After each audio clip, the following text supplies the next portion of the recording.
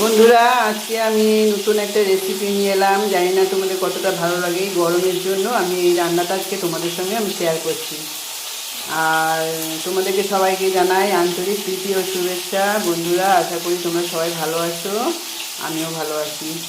আজকে নিয়ে এলাম রুই মাছের ঝোল করবো পাতলা। তা কী দিয়ে করবো সেটাই তোমাদের সঙ্গে শেয়ার করছি। আজকে ছোট্ট চারা রুই মাছ পেয়েছে, বেশি মাছ পাইনি, ওই একটাইকে আমি 4 পিস করলাম। তা রুই মাছটাকে ভালো করে ধুয়ে কেটে ধুয়ে রেখে দিয়েছি নুন হলুদ মাখিয়ে। মাছের ঝোল করতে কী কী নিয়েছি সেটাই তোমাদের সঙ্গে শেয়ার করছি।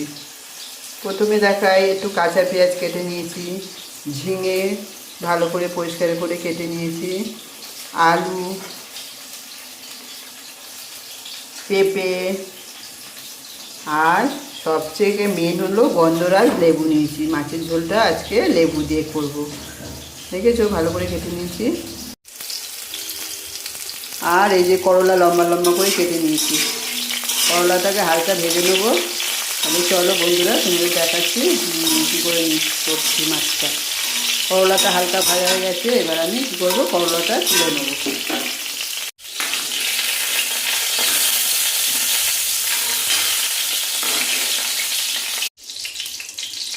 এবারে মাছটা ভেজে নেব।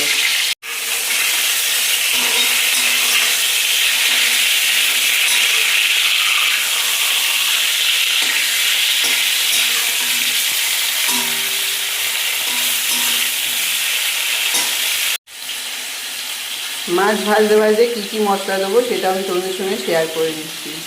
কালো জিরে ফোড়ন দেবো, আর মশলায় রয়েছে আদা বাটা, হালকা জিরের গুঁড়ো, ধনের গুঁড়ো, আর হলুদ গুঁড়ো, নুন, আর 3টে কাঁচা লঙ্কা নিয়েছি।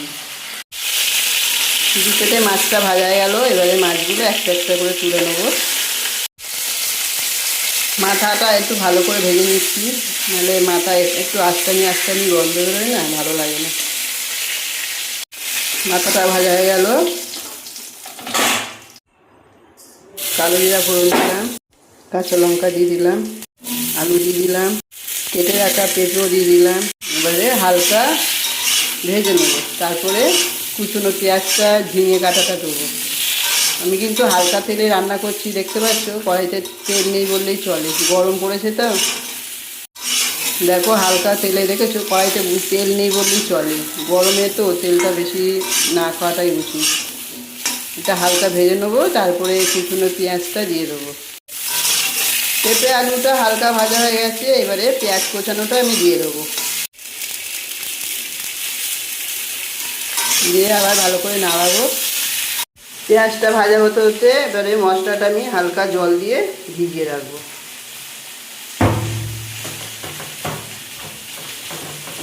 পেঁয়াজটা হালকা ভাজা হয়ে গেছে, এবারে কেটে রাখা ধুয়ে পরিষ্কার করে রাখা ঝিঙেটাও দিয়ে দিলাম, দিয়ে আবার ভালো করে নাড়াবো। মানে ভেজে নেবো ভালো করে। বেশি ঝিঙেটা বেশি ভাজবো না, তাহলে কী বলো তো, একটু শক্ত শক্ত মতন হয়ে যাবে, আর দানাগুলো যে ঝিঙের ভেতরে যে দানা বীজটা আছে সেটাও বেরিয়ে যাবে। এই মাছের ঝোলটার নাম তো তোমাদেরকে বলাই হয়নি, এটা হলো লেবুনটি মাছের ঝোল। গরমকালে মাছের ঝোলটা খেয়ে দেখো, দারুণ। শীতকালে ভালো লাগে, কিন্তু গরমকালে এই মাছের ঝোলটা গরম গরম ভাত দিয়ে দারুণ খেতে লাগে। মানে আলাদা একটা, মানে কী বলবো, স্বাদের মাছের ঝোল। তোমরা ট্রাই করো। লেবুনটি মাছের ঝোলে কিন্তু তোমরা পাতি লেবুটাও দিতে পারো, কিন্তু গন্ধরাজ লেবুটা দিলে গন্ধটা খুব সুন্দর বেরোয়। সবজিটা ভাজা হয়ে গেছে, এবারে আদা, জিরে, ধনে, হলুদ, মশলাটা, নুন একসঙ্গে দিয়ে দিলাম।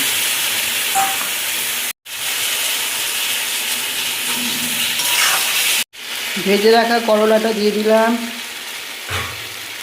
দিয়ে ভালো করে আবার কষিয়ে নেবো। মশলা কষানো হয়ে গেছে, এবারে গরম জলটা দিয়ে দেবো মাছের ঝোলে। এই মাছের ঝোলটা শিখেছি আমার মায়ের কাছে। আমার মা, মানে আমার বাবা মারা গেছিলেন, মানে আমাদের ছেড়ে চলে গেছিলেন অনেক ছোটোবেলায়। তখন আমার ছোটো বোন ছিল 6 মাসে। তারপরে আমার মাও চলে গেছেন, আমরা তখন অনেকটাই ছোট ছিলাম, আমার মাও চলে গেছিলো। ওই জন্য বাবা চলে গেছিলো বলে আমার মা না নিরামিষ, কোনো মাছ মাংস খেত না, পেঁয়াজের ছোঁয়া লাগলে খেত না। একটু যদি পেঁয়াজের খোসা উড়ে যেত আমার মা বলতো আজকে খাবো না। আমার মা খুব কষ্ট করেছিল, মুসুরির ডাল খেত না, তারপরে এরকম করে আমার মাও একদিন অসুস্থ হয়ে আমাদের ছেড়ে মাও চলে গেল, আমাদের বাবা মা সবাই চলে গেল আমাদের ছেড়ে। যাদের বাবা মা নেই তাদের যে কী কষ্ট সে একমাত্র তারাই জানে।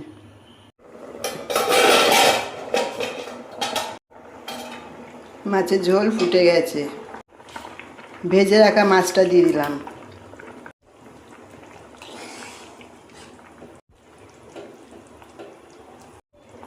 গন্ধরাজ লেবু দিয়ে দিলাম। তোমরা কিন্তু বন্ধুরা এরমভাবে ট্রাই করো, দেখো দারুণ খেতে লাগবে। মানে রান্না করছি নিজে করে, নিজে বলছি না, এত সুন্দর গন্ধ বেরোচ্ছে কি বলবো তোমাদেরকে। আবার তরকারিটা একটু চাপা দিয়ে দিলাম, 2 মিনিট পরেই নামিয়ে দেবো। হয়ে গেছে লেবুনটি মাছের ঝোল। বন্ধুরা একটা জিনিস আমি ভুল বলছিলাম এতক্ষণ ধরে, এখন আমার সেটা সেন্স এলো। তোমাদেরকে লেবুনটি বলে যাচ্ছিলাম, টি মানে তো চা, আর আমি সমানে বলে যাচ্ছি লেবুনটি। তা তোমরা কিছু মনে করো না, আমি তোমাদের কাছে ক্ষমা চেয়ে নিচ্ছি এর জন্য। হয়ে গেছে আমার লেবুর মাছের ঝোল। এবার বন্ধুরা আয়রনের ঘাটতি কমানোর জন্য আমি এই লোহার কড়াইটায় রান্না করেছি। ডাক্তার বলছে আপনার আয়রন প্রচণ্ড কম, আপনি লোহার কড়াইতে হোক, লোহার বাটিতে হোক, যাতে হোক একটু কিছু গরম করে হোক খাবেন। তাই আমি লোহার কড়াইটা এনেছি। দেখো লোহার কড়াইতে রান্না করেছি, তরকারি কোনো কালো হয়নি। তা বন্ধুরা তোমরা আমাকে কমেন্টে জানিও এই লেবু মাছের ঝোল কীরকম হয়েছে, আর তোমরাও চেষ্টা করো এরকম রান্না করার গরমের মধ্যে। তা টাটা, আবার তোমাদের সঙ্গে পরে দেখা হবে।